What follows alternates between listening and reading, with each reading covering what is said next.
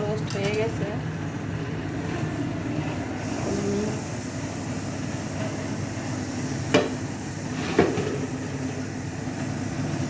পোলাও মাঝখানে দিয়ে দিব। আমি রোস্ট পোলাও রান্না করতেছি। এখন এই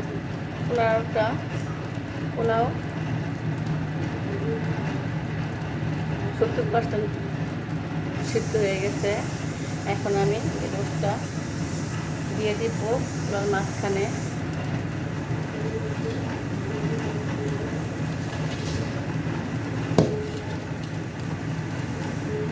একটা করে দিয়ে দিব।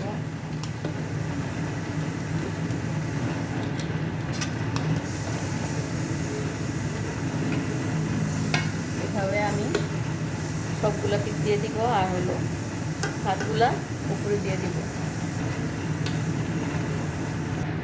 সাথে আলু পাকড়াগুলো দিয়ে দিলাম।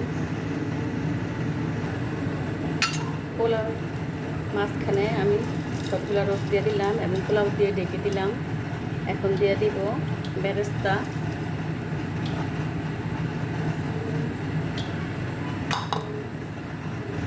দিয়ে দিলাম কিনারে একটু লেবুর রস।